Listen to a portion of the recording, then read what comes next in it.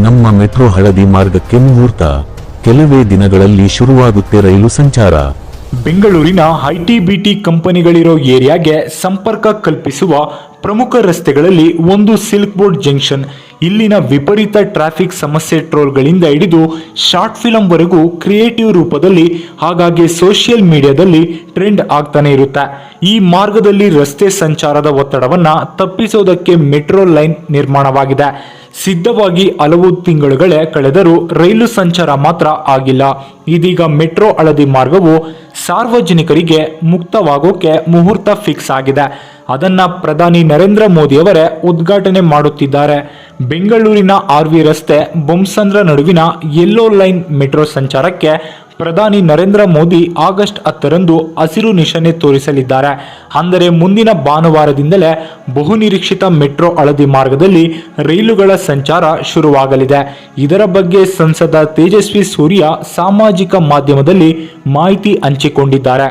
ಕೇಂದ್ರದ ವಸತಿ ಮತ್ತು ನಗರ ವ್ಯವಹಾರಗಳ ಖಾತೆ ಸಚಿವ ಮನೋಹರ್ ಲಾಲ್ ಖಟ್ಟರ್ ಅವರ ಎಕ್ಸ್ ಪೋಸ್ಟ್ ಅನ್ನ ತೇಜಸ್ವಿ ಸೂರ್ಯ ಹಂಚಿಕೊಂಡಿದ್ದಾರೆ.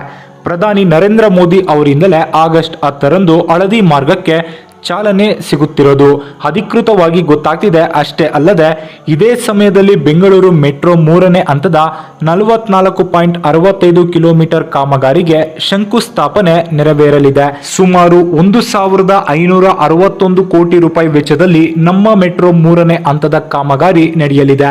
ಸುಮಾರು 8 ಲಕ್ಷ ಪ್ರಯಾಣಿಕರಿಗೆ ಅನುಕೂಲ. 25 ನಿಮಿಷಕ್ಕೆ ಸಿಗುತ್ತೆ ರೈಲು.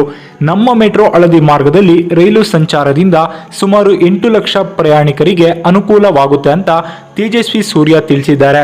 ಇದು ಸಿಲ್ಕ್ ಬೋರ್ಡ್ ಟ್ರಾಫಿಕ್ ಜಾಮ್ ಸಮಸ್ಯೆಗೂ ಪರಿಹಾರ ಆಗುವ ನಿರೀಕ್ಷೆ ಇದೆ.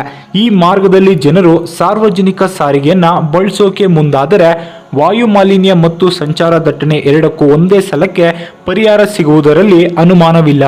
ಅದಕ್ಕೆ ಈ ಮೆಟ್ರೋ ರೈಲಿನಿಂದ ಒತ್ತು ಸಿಗಬಹುದು. ಇಲ್ಲಿನ 19.15 ಕಿಲೋಮೀಟರ್ ಉದ್ದದ ಹಳದಿ ಮಾರ್ಗಕ್ಕೆ ಈಗಾಗಲೇ 3 ರೈಲುಗಳು ಸೇರ್ಪಡೆಯಾಗಿವೆ. 4ನೇ ರೈಲು ಕಳಿಸಲಾಗಿದೆ. ಅದು ಕೂಡ ಆಗಸ್ಟ್ 10ರ ಒಳಗಡೆ ಬೆಂಗಳೂರು ತಲುಪುವ ಸಾಧ್ಯತೆ ಇದೆ. ಸುಮಾರು 3 ವರ್ಷಕ್ಕೂ ಹೆಚ್ಚು ಕಾಲದಿಂದ ಸಂಚಾರದ ನಿರೀಕ್ಷೆಯಲ್ಲಿರುವ ಆರ್ವಿ ರಸ್ತೆ ಬೊಮ್ಮಸಂದ್ರ ಮಾರ್ಗದ ಸಂಚಾರಕ್ಕೆ ರೈಲ್ವೆ ಮೆಟ್ರೋ ರೈಲು ಸುರಕ್ಷತಾ ಆಯೋಗ CMSR ಇತ್ತೀಚೆಗಷ್ಟೇ ಅನುಮತಿ ಕೊಟ್ಟಿದ್ದೆ. ಮೆಟ್ರೋ ರೈಲು ಸುರಕ್ಷತೆ ದಕ್ಷಿಣ ವೃತ್ತದ ಆಯುಕ್ತ ಆನಂದ್ ಮಧುಕರ್ ಚೌಧರಿ ನೇತೃತ್ವದ ತಂಡವು ಈ ಮಾರ್ಗದಲ್ಲಿ ಜುಲೈ 22ರಿಂದ 25ರವರೆಗೆ ವಿವಿಧ ಪರೀಕ್ಷೆಗಳನ್ನು ನಡೆಸಿತು. ಕೆಲವು ಸಣ್ಣ ಬದಲಾವಣೆಗಳನ್ನು ಮಾಡಿಕೊಳ್ಳಬೇಕು ಅಂತ ಷರತ್ತನ್ನ ವಿಧಿಸಿ ಅನುಮತಿ ಕೊಡಲಾಗಿದೆ. ಹಳದಿ ಮಾರ್ಗದಲ್ಲಿ ರೈಲುಗಳ ಕೊರತೆಯಿಂದಾಗಿ ಸಂಚಾರ ವಿಳಂಬವಾಗಿದೆ. ಈ ಮಾರ್ಗದ ಸಂಚಾರಕ್ಕೆ 15 ರೈಲುಗಳು ಅಗತ್ಯವಿದೆ. ಸದ್ಯ 3 ರೈಲುಗಳು ಈ ಮಾರ್ಗದಲ್ಲಿ ಸಂಚಾರಕ್ಕೆ ಸಿದ್ಧವಿದೆ. ಪ್ರತಿ ರೈಲು 20ರಿಂದ 25 ನಿಮಿಷಗಳ ಅಂತರದಲ್ಲಿ ಸಂಚರಿಸುವ ಸಾಧ್ಯತೆ ಇದೆ. ನಿತ್ಯ ಸುಮಾರು 25ರಿಂದ 30 ಸಾವಿರ ಪ್ರಯಾಣಿಕರು ಈ ಮಾರ್ಗದಲ್ಲಿ ಸಂಚಾರ ಮಾಡುವ ನಿರೀಕ್ಷೆ ಇದೆ. ಮುಂದಿನ ದಿನಗಳಲ್ಲಿ ರೈಲುಗಳ ಸಂಖ್ಯೆ ಹೆಚ್ಚಿದಂತೆ ಟ್ರಿಪ್ಗಳ ಸಂಖ್ಯೆ ಕೂಡ ಹೆಚ್ಚಾಗಲಿದೆ. ಅನಂತರ ದಿನವೂ 3.5 ಲಕ್ಷ ಮಂದಿ ಪ್ರಯಾಣಿಸಬಹುದು ಅಂತ BMRCL ಅಂದಾಜಿಸಿದೆ. ಆಗಸ್ಟ್ 10ರಿಂದ ಹಳದಿ ಮಾರ್ಗದ ಎಲ್ಲ 16 ನಿಲ್ದಾಣಗಳ ಕಾರ್ಯನಿರ್ವಹಿಸುವ ನಿರೀಕ್ಷೆ ಇದೆ. ಆದರೆ ಸೆಪ್ಟೆಂಬರ್ ವರೆಗೂ ರೈಲಿಗೆ 25 ನಿಮಿಷ ಅಂತೂ ಕಾಯೋದು ಅನಿವಾರ್ಯ.